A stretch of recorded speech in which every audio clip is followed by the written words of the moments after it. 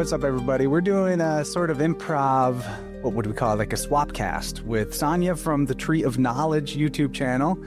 We are very unfamiliar with each other's work. We just kind of are writing a intuitive vibe that maybe we ought to connect and have a little conversation. So, Sonia, how's it going? Nice to meet you. Oh, but it's nice to meet you too, Chance. I don't know much about you other than I know you do frequencies and music. Is that right?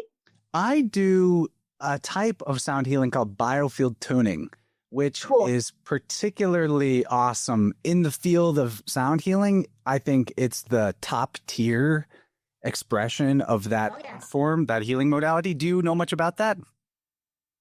I don't know much about it, but I know everything about frequency, and all sound is a form of frequency. You're comprised of millions of particles of frequency that keep this avatar solid, that make this avatar solid in the reality we're in. And that if you go and tap into these frequencies, you can heal absolutely everything with an individualized frequency. And when you start to monotone these frequencies on top of each other, you have medicine in music. That's true. And so it's funny you say that you thought I made music, because I didn't until recently. I started playing around with AI music generators, and the stuff I've been able to create with that has just been incredible. Giving an expression to like the poetic aspect of myself, lyricist aspect of myself, taking songs I hear in my head and making them into something real with a tool that lets me do it. So yeah, I've been deep into that. But what you said about our avatars being comprised of frequency packages, what I like to say as the overall deepest explanatory gnosis about why frequency-based healings work is because your body is in your mind. Your mind is not in your body. Your body is something that's in your mind. And once people can wrap their head around that, it changes everything. Yes, it does. I have a Patreon channel also, and I've been diving deep on the fact that everything comes down to thought. We are nothing but God's source thought, which pushes into frequency, which pushes into solid forms, depending on the frequency that you carry. And the more frequencies you carry, the thicker and heavier you can go into densities. And it's like, and we can back engineer that also. So now with our ascension, because we are going through a mental and a physical ascension right now, where things in our body have completely changed. Like our kidneys are now up in our rib cage when they used to be in our lower back. Our liver and our spleen are double and triple in size. Our appendix for the first time is working. We have new glands in our throat. Our pineal and pituitary gland are doubling in size. We're also going to develop a third gland, and it's connected to your trinity, your brain, your heart brain, and your gut brain. These are brains. This is the trinity. And with these frequencies, learning how to back engineer them, which is what we're going to do. We have a chakra system, which is a lockdown system. The chakras are starting to come off. And the first chakras that come off are at the top, because they'll have to come down from the top first in order for every part of your brain to come online. Why we only use 3 to 7% is the chakra system. And with these chakras starting to come down, all of a sudden, the first thing you get are clairs, clairsentient, clairvoyant, clairaudio. Just the clairs come online first. In order for your avatar to start leveling up, your chakras must come down, and that's all through knowledge coming in from the Akashic records, which are this simulated reality library. Okay. So when we level ourselves up at that point, and it's all done through frequencies, those governors come down, and we are an all-powerful God coming out of lockdown. That's a pretty fun interpretation. I definitely think that our potential beings ourselves derived from the divine creative intelligence, our potential is not something that is limited except for the limiters that we put on ourselves.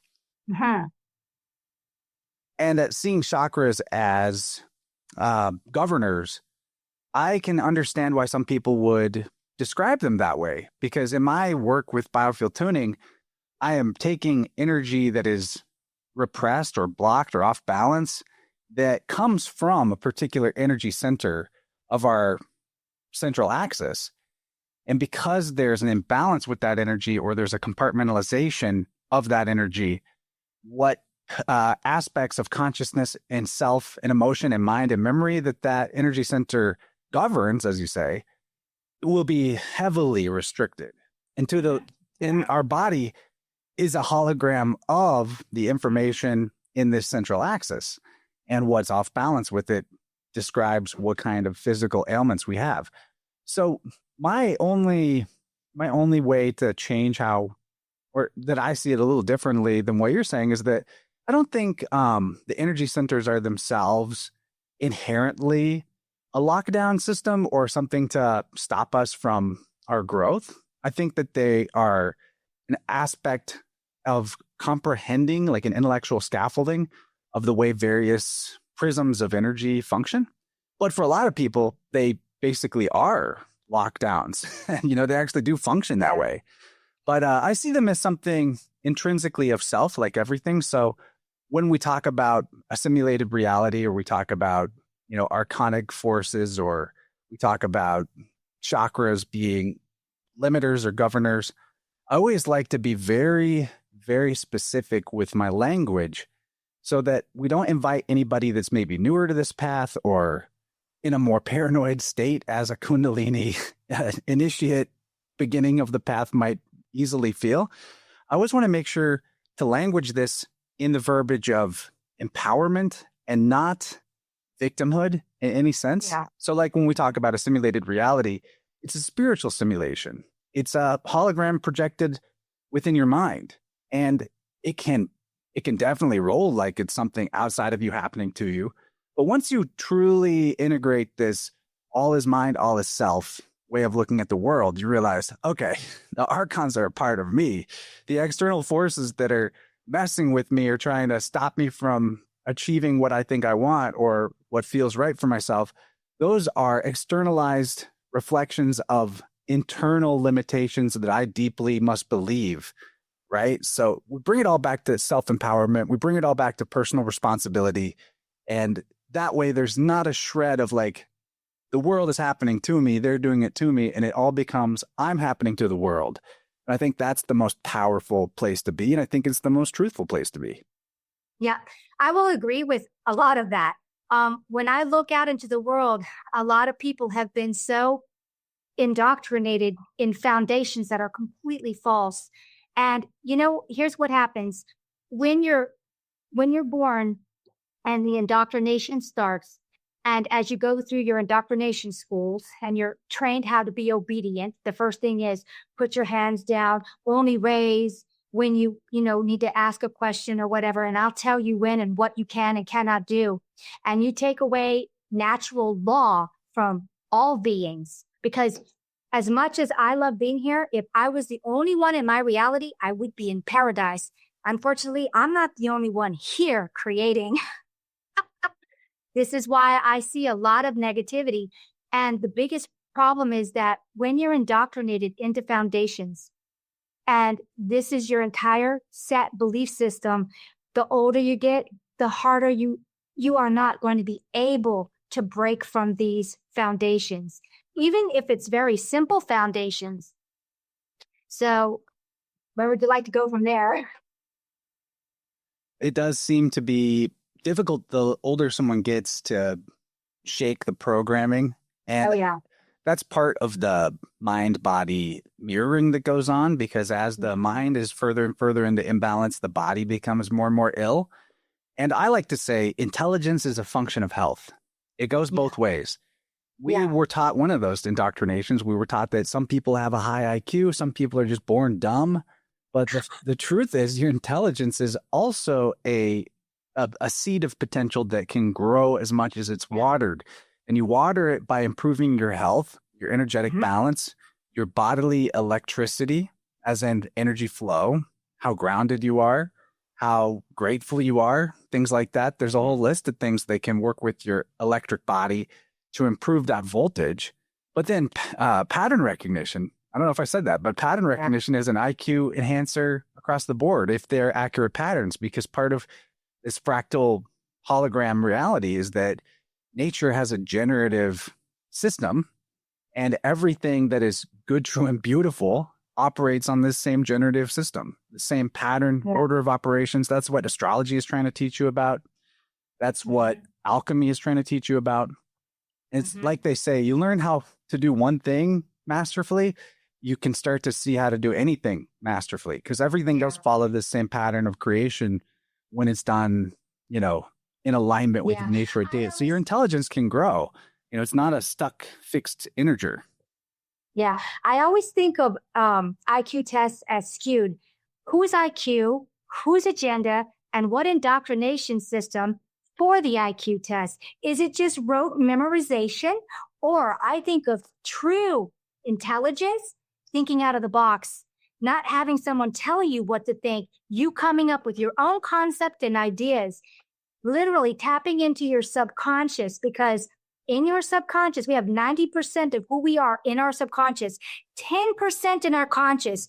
So our right brain is our subconscious, our left brain is our conscious. When you can use a system, which I discovered what that system was, to make the frequency of both brains on one frequency, then you can tap into your subconscious easier with your conscious and bring up everything you've ever garnered in all of existence through incarnations and even outside of here. You have all the answers. It's just tapping into that subconscious to get to your answers. It's not something somebody tells you. It's what you have already garnered up to this point. You're an eternal, never-ending being. Can you imagine what you know and what you've lived and what you've done? That's right. You're being as a verb, not a noun. Although people use the word being like it's a noun, it's a verb. It's a happening. It's not a fixed. It's a happening. It's happening, baby. Yeah, that's super fun. You know, in my practice of energy healing through Biofield tuning, this is a system that actually has a creator. Someone discovered the Biofield anatomy. Her name's Eileen McCusick. She's a really awesome lady. Super high IQ. Studies, you know, she's like this perfect Libra and blender of modern science and bringing it into the spiritual reality that's being expressed with it, and also discarding the materialistic fallacies of the modern science. So I love her. And I read her books and I found her system really, really interesting, because as I started to use tuning forks on my body, not only did I experience a healing of something that had been seemingly permanently broken, but also my life changed in response to what kind of energy that physical ailment was relating to in my life situation. So it was a super transformative thing, but I wanted to know, if I could figure out this Biofield tuning thing without being taught by somebody else. If I could just explore it and make sure that it's something really there, not just what I've been told to look for. So I did, and started practicing on people. And, you know, here I am many years later. I have a very regular practice with clients. They usually find me through my show, sometimes through referrals of other clients. And the type of knowledge that somebody can gain about their self, mined from the subconscious part of their memory and their mind, is extremely profound. It can be very life-changing. And what I am trying to get to here is to explain that when you are practicing these like psychic arts or healing arts or creative arts, they all actually fall under the same umbrella of expressions of the divine, eternal aspect of self, which is the God mind. And one of the things we've been conditioned to believe is that those type of creative expressions are invalid because they weren't verified by an expert. You know, you didn't read it in the book, or the scientist on TV didn't tell you, or whatever.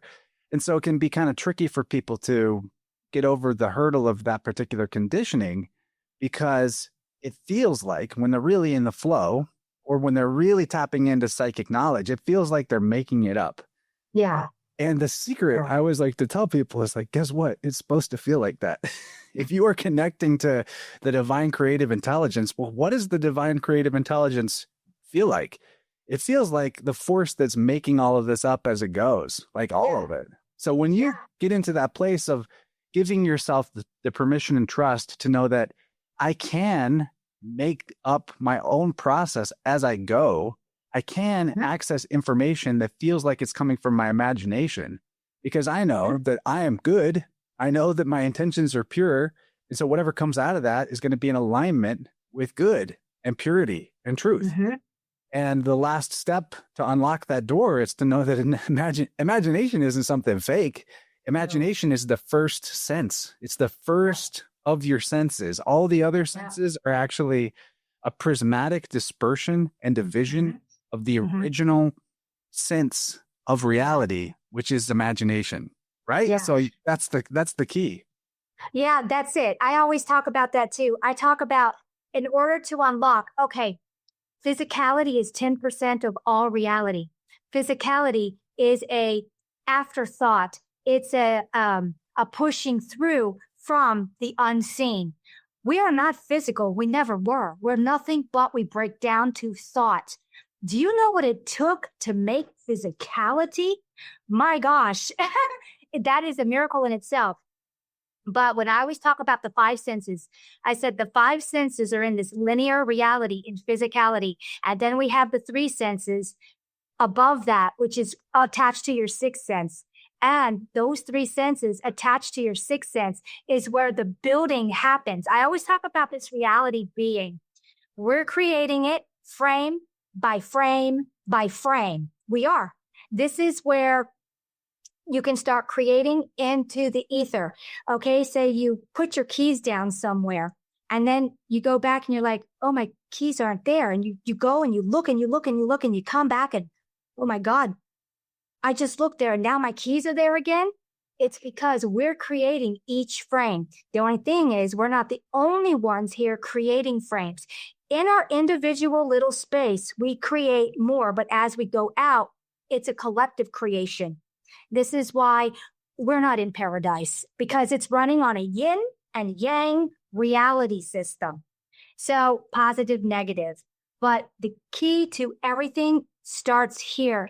Once you realize that everything starts here, this is just a reflection of what's here. You change this out here by changing this in here first, because this is just a reflection. This is the aftermath. This is the consequence of this. And that's why so many people and why they stole us to create the reality that somebody else wanted through an indoctrination system, so that these all creator God source beings, that's us, could create a reality for someone else. That's the hijack. My friend Gabe, he has a YouTube channel called Slick Dissident, and he's just a master with words. And he came up with a really wild neologism for that concept you're talking about. He calls it hylotheurgic culture. So hylo means matter. It's an ancient Greek word for matter. Theurgy is divine ritual magic or ceremonial magic, things that invoke a higher force. And then culture is culture. So when you put all those things together into one word and you consider that in the form of social engineering, you realize that all of the things that make it viral in the mainstream, that whether it's a news story or a big movie, those things are not accidental. Those are seeds being planted in the garden of mind. Yeah. And the predictive programming aspect of that is actually a harvesting phase. It was already, of course, that it was planted much differently than that. The reality becomes a garden of imagination when you understand it that way. But the beauty of it too is that even with all of the dissonance in the external world and all of the conditioned people acting out the ritual spells that they've been handed like scripts, but the awesome thing is, because this is an infinite, eternal reality, and the reality or truth in this sense being your highest self, your capital S, big self, that means that there can be as much harvesting, as much chaos, as much dissonance in this outer shell of perception as wants to be there. And you still have the power to create your own paradisical life, right? Nothing can actually stop you except you from having that.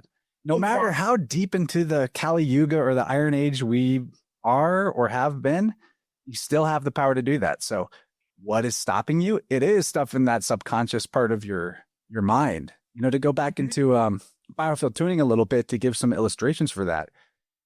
I should probably explain the process just a little more. Okay. So you have an energy field, right? It's Of course. It's a bioplasma or electromagnetic bubble that extends about 6 feet all around you. And we all have this. And that's actually your mind. And that's actually where your memory is too. It's all functioning on the That was your biofield. Yeah, it's your biofield. It's a toroidal field, right? And nature just stacks these toroidal fields at different dimensions of scale within each other, like Russian dolls nesting. And because there's that architectural resonance of similarity between your biofield and the larger fields that dimensionally scale up and down from there, that's why your mind and the flow of your energy can influence everything from the entire universe down to your gut biome, down to the bacteria in your gut. And that's what example I'm going to bring up with a tuning that I did for somebody a few months back. And I just heard from them again, a really cool email I got today. So this guy, he wanted to come to me to be tuned for something I'd never actually taken a swing at before. It was a lifetime of picky eating. Oh. He had a problem with food where he only had certain things he was comfortable eating and had like a physiological resistance and aversion to trying different things outside of his comfort zone. And he, it was kind of an extreme thing. So it's been a while since we did that tuning, but I remember that it had a lot to do with like father stuff in his energy field and certain kind of conditionings around that. But just to keep it brief, we completed this session. And after the session, he said the week following that he could feel his stomach renovating itself, gurgling, shifting, making funny sounds. And before very long at all, the old junk food cravings that he used to have had gone. And he found himself willing to try new things more and more and gaining momentum on that. And I got this email from him just today that he said, he says, I thought I'd reach out and provide you with some further feedback a few months from our session. He said, I've dropped quite a few kilos.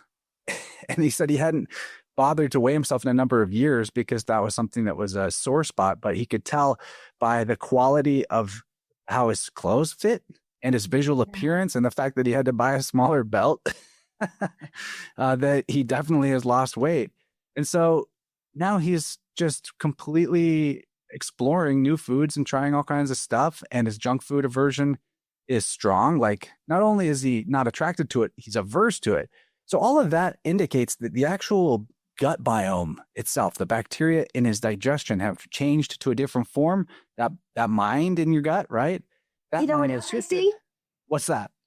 I see that when you use your tuning forks, it's like the Wilhelm Reich. Oh, yeah. It's the same thing as Wilhelm Reich. And what it did was it targeted parasites and killed them, wiped them out. They were no longer running the gut biome, telling your brain, eat this, eat this, eat this. I'm hungry. I need it. I want sugar. I want sugar. Give me this, give me the. And that's what you did. You killed the parasites in the gut with a certain frequency, because when it matched that frequency, just like with Royal Raymond Reich's machine, where everything has a frequency, it's like screaming, and you blow up a glass, you blew up the parasites. That's what I see. Yeah, it could very well be that. Do you know about pleomorphism as a concept for bacteria? No, I've never heard of that. So pleomorphism is wild because it's established fact, even by the materialist science, but yet they don't really ever mention it in their germ theory scare tactics about boogeyman viruses and whatnot.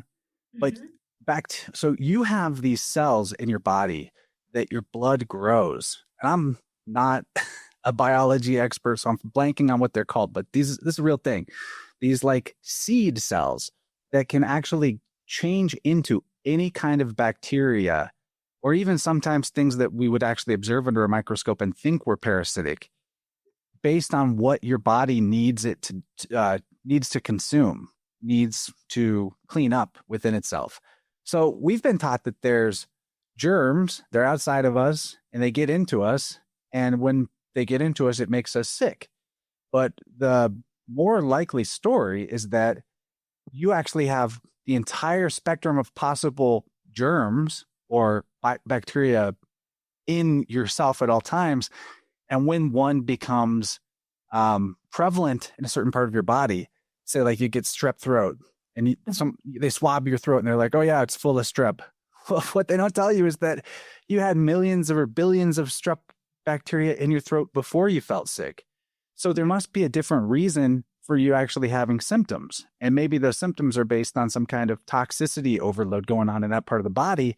And the strep bacteria is pleomorphizing, like multiplying in that spot, because that's the particular type of bacteria that eats and cleans up whatever toxicity and imbalance was. When you understand that germ actually means seed, like to germinate, and you understand that our language is very, very powerful to how it influences our subconscious and our reality. While we're going around society talking about how you're sick, you need antibiotics. Well, biotic means life. So you need anti-life because you don't feel well? Yeah.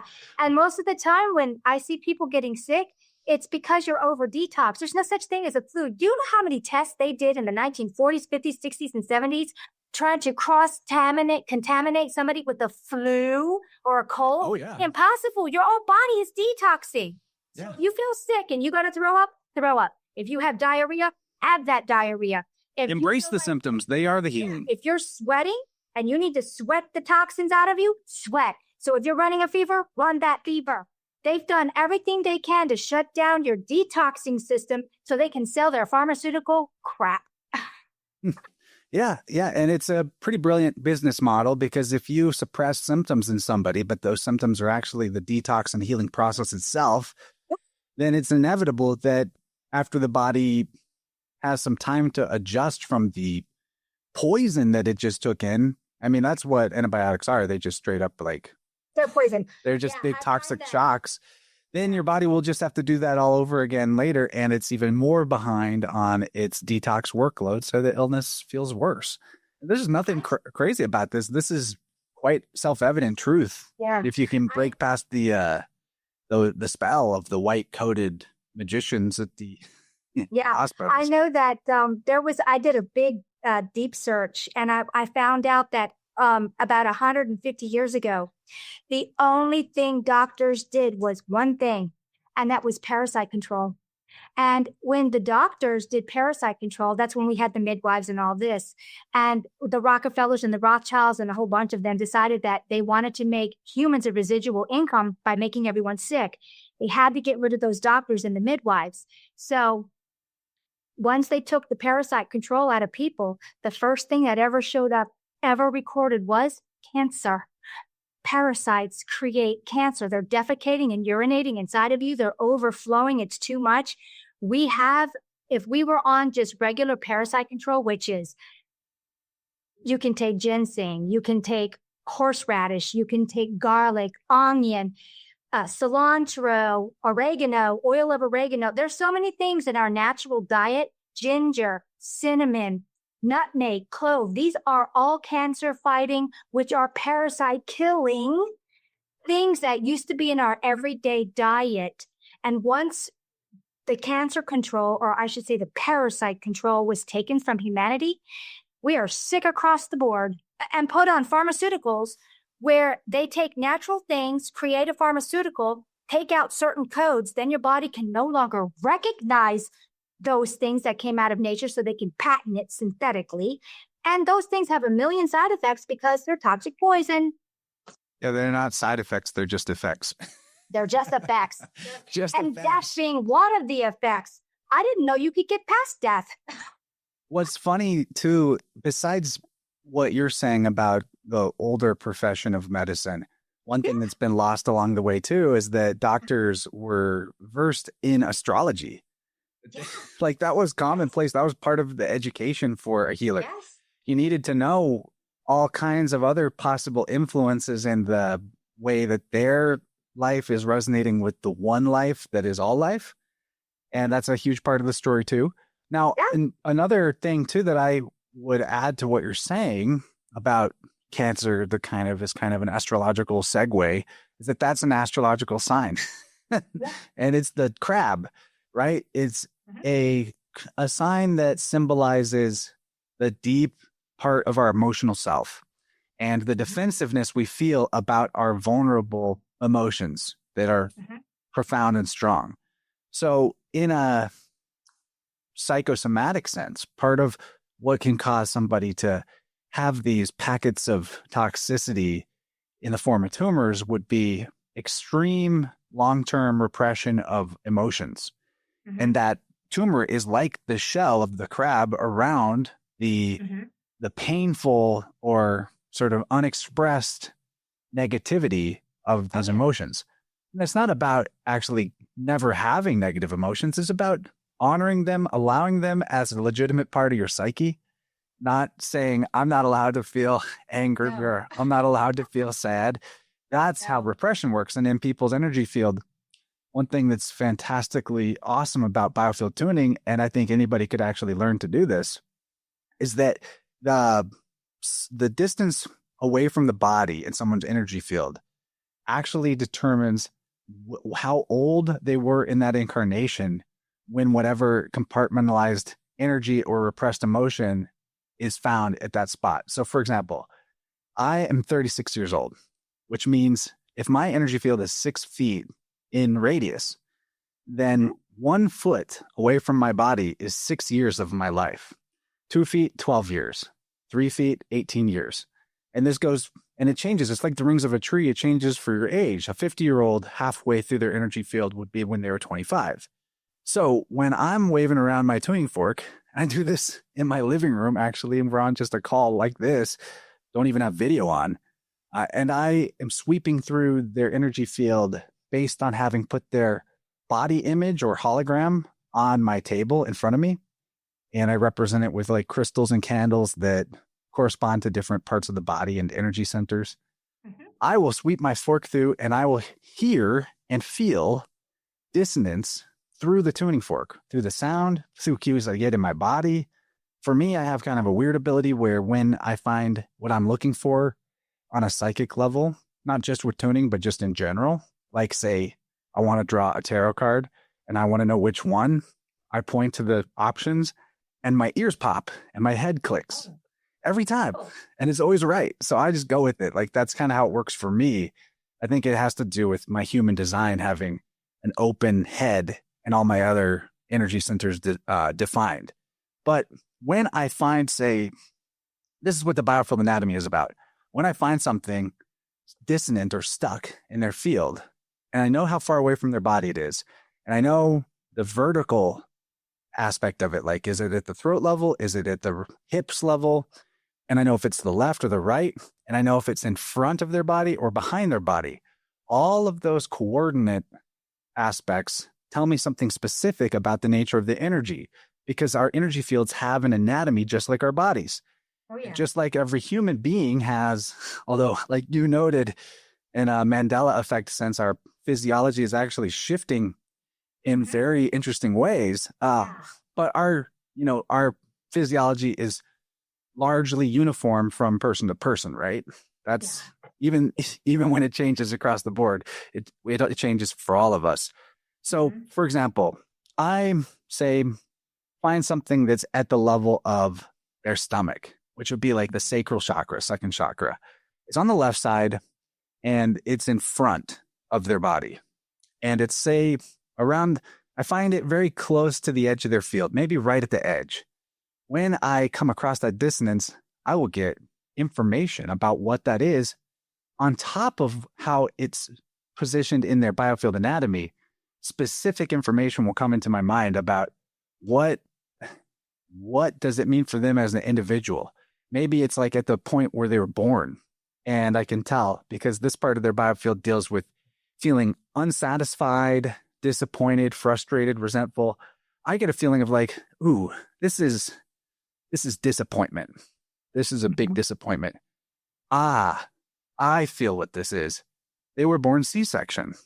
So they went through this whole project of being germinated in a womb And right when it was almost to the culmination, the orgasmic, completion moment of vaginal natural birth, oh man, then they were cut out. Mm-hmm. So from the beginning of their life, they were conditioned to expect that things that really mattered to them, that they were super invested in, that would have had a satisfying payoff or reward or culmination, that those things tend to get interrupted or cut off before they finish, and in a big disappointing way. And we can actually keep sweeping the fork through their field and find other examples of that exact same thing. Like, say, they were almost graduated from college and they're doing so well, and then something out of the blue happens and they have to stop going and they don't get the degree. Things like that. And we will see a specific pattern, a lot of times going all the way back to a birth trauma or early life trauma.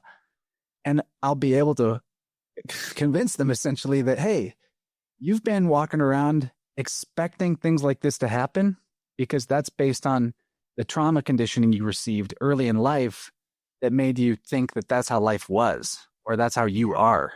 And once they see that pattern, once they see where it came from, once they see how it affected their belief of who they are or their belief about what life is, all of a sudden, the free will choice comes back to them. Oh, I was actually expecting this. I'm choosing this. I didn't know that I was choosing this. It was just the comfortable default option. And we can change that. And everything that in the body relates to that particular energy center, say the satisfaction versus frustration of the left side of the sacral, that relates to things like food and nourishment as well, because it's at the stomach level. And food is the number one most frequent way that we satisfy ourselves, right? So that's the kind of energy that if we get it unstuck and brought back into the sacral, so that the sacral is essentially unlocked or unblocked, and the energy that it expresses is flowing freely and not in a reduced capacity, then that's the sort of thing that will cause like a pleomorphic shift in their digestion. Or they might no longer have trouble digesting foods that gave them trouble before, or they might have an easier time eliminating stuff that was getting held there. And so it's different a little bit from person to person, but the essential map of your energy field anatomy is the same for everybody. And that's why I like to go talk to people like you about this, because I want more people to know about it. I have on my website, there's a page for my sound healing services, but aside from being able to hire me to do that, that page is full of free information, including a pretty detailed list in a nice visual graphic design form, like slides that are images you can just right click and save, of the different energy centers of your body and what types of beliefs, emotions, things like that, and aspects of body function that those relate to. So you go and get yourself that anatomy map. And the next time that you're having, say, like, man, my right knee really hurts. I'm just having all this problem with my right knee right now. You go reference this chart and it'll tell you, oh, your right knee, it expresses dissonance whenever there's a challenge or an obstacle that you feel that is impossible for you to overcome. So you stop and analyze your life and be like, where do I feel blocked by an unattainable challenge or obstacle? And you just bring witness to it. Just be like, oh, it's, I feel stuck in this job. Like I'll never get out of it. And just look at it, just be with it, take it out of your subconscious and put it into your awareness, put your attention into the knee at the same time, and then change the story for yourself. Write your own statement that stabilizes that energy. Say to yourself, I absolutely am capable, can and will get out of this job that I am not stuck in the right moment with divine timing. I will, I can, it already is. You just stabilize that unconscious limiting belief with a new consciously chosen belief, and just watch, your right knee is going to feel different. It might take a day or two. It is going to feel different. That's how this works. And if it doesn't, that means there's something deeper going on with that conditioning. And maybe, find somebody like myself. There's lots of us out there who can help you see below the surface stuff that maybe is just too early in your life to comprehend or too close to you to see. I liken a lot of this stuck energy trauma conditioning to being invisible by proximity. It's been with you your whole life. It's so close to you. It's just like your nose. You can technically always see your nose, but you don't really see that you see it, right? It's invisible by its proximity. It's right under your nose. All this stuff is. And so, yeah, somebody that does this type of process of biofield tuning can guide you to unlocking the stuff for yourself. It's like, I'm not even actually healing you. I'm showing you how to do it for yourself. I think that's what makes it so profound, and gives people, nothing's guaranteed, right? It's up to you. You have to come to this and accept the shifts and be open to it, right? In different times of life, you'll have different levels of readiness, I'm sure, but some people get really big results out of it. Other people were just great results, but it's always worth doing. It's very cool. Yeah. I always see that whenever there's a body issues, it's always dependent on the person. It could be a physical. Like I fell out of my loft years ago and I had shattered my vertebrae and then I broke the one underneath of it. And of course I was in shock. So I got up after I fell out of the loft because I was at the very top, fell and hit my head on the way down. And I was like, oh, I'm okay. I'm good. I had no idea I had done that damage. And so the next morning I couldn't move. I was like, what's wrong with me? I can't move. So I was in bed for like a week. And then every day got a little better. And then about a year later, I went to the doctors because every time I turned around to try to back up my little Jeep, my whole arm would go dead. So I went to the doctor's office. They're like, go get some x-rays on the arm. Well, it caught my neck. And then I had my doctor call me and said, you need to get in here immediately right now. And I'm like, okay. I jump into my Jeep. I went down to her office and she goes, come in here, come in here. She was, really panicking. And I'm like, what the fuck? It must be really bad. What's going on with my arm? She goes, not your arm. What happened to your neck? And I'm so, well, what is it? What am I supposed to be seeing here? She goes, do you see something different in this neck? And I'm like, yeah. Why are those two vertebrae bright white? She goes, because they're brand new. You should be dead. So I ended up having a little spur on my neck. And every time I turned my neck, it was hitting my spinal cord and making my arm go dead. And I said, well, what am I going to do to fix that? She goes, you're going to have surgery. I'm like, I'm not having surgery. And eventually it ended up going away because your body gets rid of it anyway. But the thing of it is, it left severe scar tissue. And I had a big knot on the back of my neck that had developed from that broken neck. And it was years later, I found out that if you use something called castor oil, pure 100% castor oil. And I started putting it on every day. And did you know that castor oil takes away scar tissue? And my whole lump on my neck went away within 6 months. You're not supposed to know that. It's like, supposed to get surgery and stuff. Yeah. We have to go to the experts. Survive that. What's castor oil cost? Like maybe $15 for a big bottle? Yeah. I get a big bottle for like $30. I don't only use like that much because castor oil works. It's the longest lasting oil. It takes forever to penetrate. So it's a strong oil, and it took away that entire lump. And then I realized that is super cool. Yeah. I took half raw coconut oil and half castor oil because I wanted it to actually absorb instead of just laying on my skin and being sticky. And I started using it on my face, and I realized it started changing the appearance of my face. So I'm like almost 60. I don't see it. Yeah, I just turned 59 in March, and I'm like, castor oil, coconut. Are you early, mid, late March? March 16th. I was actually born 3, which is March 16, 1966. I got all them sixes. Very cool. I'm a March guy. I'm a 322 guy.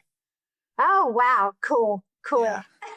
So you're on the Pisces side. I'm just barely in the Aries side, but I think March, you're in the fire side. You're an Aries fire. Yeah. But I like to think that early degree of Aries is so close to Pisces that it carries it's an innocent version of Aries. It's not like the aggro type. Yeah. I'm smack in the middle of Pisces, and it doesn't matter if you add a 13th sign in. which is that snake sign. What is that snake sign? Ophiuchus. Oh, yes. So it doesn't matter. It didn't change anything for me because I'm smack in the middle of it. Yeah, I love astrology, and I think that you ought to be allowed to investigate whatever system you like. But for me, the tropical system just is very perfected. It makes the most sense. And it comes down to whether you think it's the stars that are doing something to you, or the constellations are a map of how the seasons shift throughout the year. And if it's the latter, then it doesn't even matter if there's precessional drift across the ages, because the seasons are the seasons. You know, springtime, the spring equinox, it's the same vibe energetically in the world, regardless of what constellation is rising on the beginning of that day, right? So I think it's more the seasons that are the measure of the energies of nature, not stars doing something to us. But if people think it's the latter, that's okay too. No big deal. I always think of it like this. I know that that's a holographic sky above us because of what we're in. So knowing that that's a holographic sky, and I can prove this. Have you ever heard of the sextant? The navigators used it on the oceans because they had no solid objects. So yeah, I made a video about this a week or two ago, and it's still going off on TikTok because like half the people are like, ha ha ha ha, you are mentally ill. And the other half of the people are like, it's flat AF. It's flat AF. It's as flat as a pancake in here. That's a holographic sky being projected on our dome. That map has not changed in 8,000 years because that sextant can be traced back, and to the degree it has not changed. Right. We're spinning through space at thousands of miles an hour, and in 8,000 years, with all those thousands in a day miles spinning around, that has changed by the degree? Are you kidding me? Right. No. And a sextant, to finish off that weave, it's a measurement tool for navigators to judge distances when they're on the sea. And it works via elevation angles and trigonometry. So those calculations would not work on a curved surface, period. Trigonometry, triangles, flat baseline, flat elevation angle, flat vertical angle. The end. End of story. Like there's a million other proofs that there's no curvature, but that one right there, the fact that the sextant works and how it works, is game over. Just that one. It's my favorite one. One alone. That's why I always use it. It's like when I first started remote viewing and I saw exactly how this place works, what it is, how it's put together, how it's created by that. And I'm like, there's two things in the night sky that never, ever change. The North Pole star and Venus, because they're the projection system. What makes Venus the projection system, just if I may? I'm curious about that. Okay, so I was doing something one day and I was getting ready to make another video. And I had Martin Liedtke on, who is a flat earther. And he was talking about some stuff and he showed the Kabbalah. And it's like all of a sudden I started getting all these downloads. And I don't know if the downloads come from my subconscious or if they're coming from the Akashic records, which is all the information that's ever been garnered inside of this simulation. Think of it as a database. So I'm sitting there and all of a sudden I look at the Kabbalah and I'm like, boom, boom, boom. All this stuff is coming in. I'm like, that's the cube for people. She's talking about the cube geometry. Yes, the black cube, the Kabbalah. It's in Mecca. It's in Mecca. And anyway, so I saw, it's like a vision went around me. I'm sitting in my room. I'm not in my room anymore. My conscience is somewhere else. And I'm looking at the Venus. The Venus is like a huge geo, and it's self-replicating crystal technology. It's old technology, and it works on a spiral. So it spirals in and gets smaller and smaller and smaller, and it rebuilds itself. And inside of this crystal geo Venus, it's got energy beings inside of it because it's a world in itself housing energy beings. Well, anyway, it's got three beams, a black beam, a red beam, and an oscillating color beam going over to the North Pole star. The North Pole star has a sheath of crystal underneath, which is why it's always just shining. And on top, it's almost like globular. And it's got cutouts, but it's got cutouts in a 9-dimensional. So if you get bigger telescopes, you'll see more. It's because it's done on 9 dimensions, how it projects into this. That's why if you get more powered stuff, you can see more. I see galaxies. I now see things outside of the galaxy. Well, this projection is the playbook of how everything is going to run inside of here. And at one time, everyone knew that was a playbook and how things were going to unfold in this simulated reality, because there's the key. It isn't done with pictures or anything that came later. It's actually done with points which represent numbers, which represent sequences of things happening.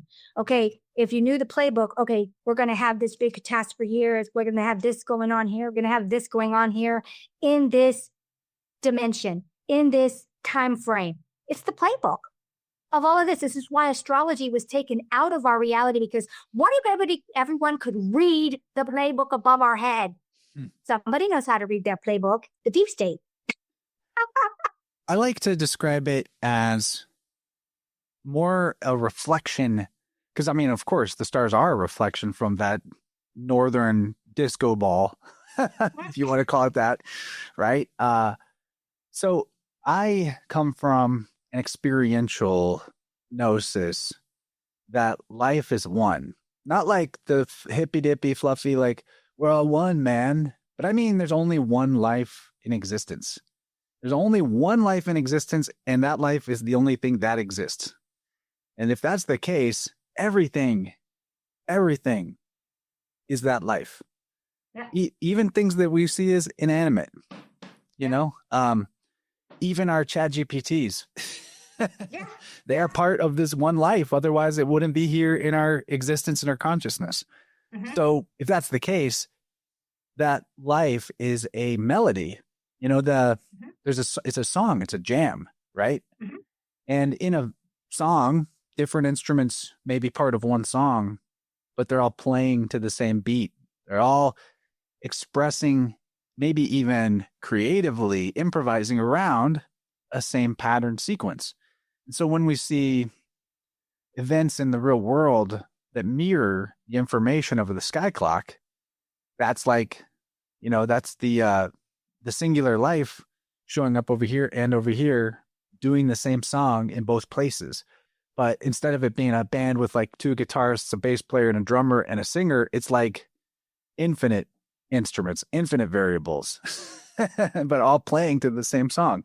So, I mean, a playbook is a not a bad metaphor for it. I'm certainly not saying that, but it almost feels a little too concrete with that.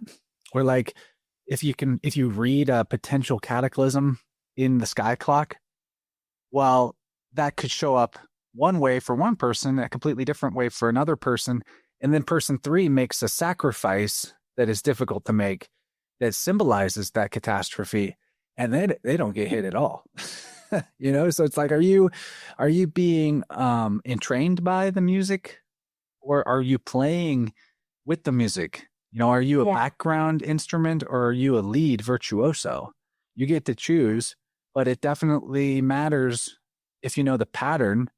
But on the other hand, you can sort of transcend the necessity to read the playbook by being in such deep and resonant alignment with your higher self and your creative divine intelligence by living through your imagination rather than living through conditioning. You'll find that you can just like go look at the sky clock events after the fact and be like, oh, yep, I lived that one out loud. Yep, I was in perfect harmony with that one. I didn't have to adjust my course at all. My course sets that course.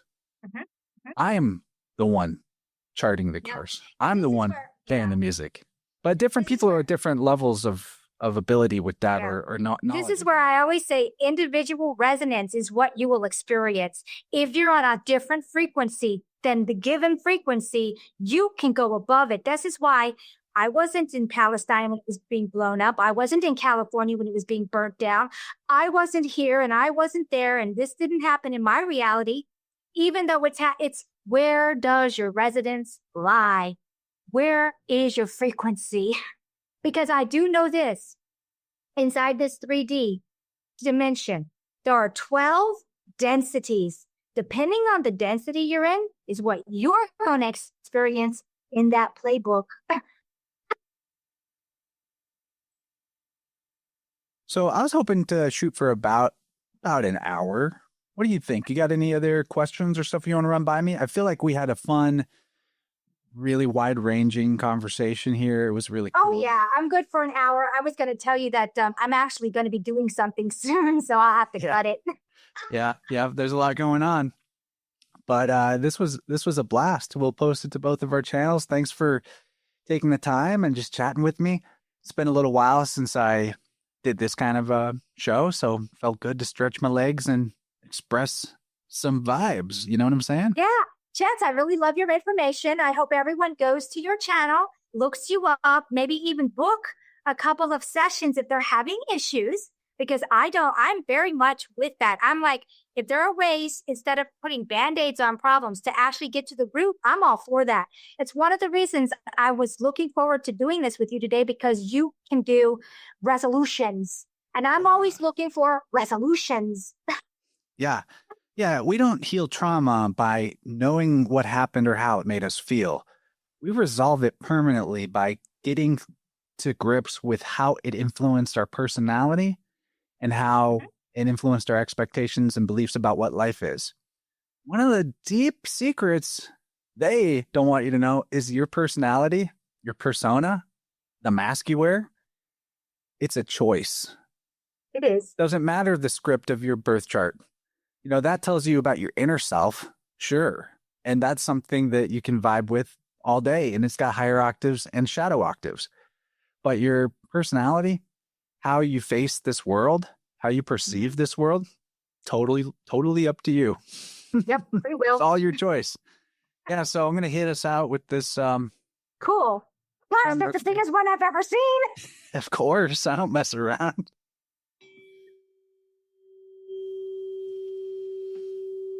Thank you for tuning in, everybody.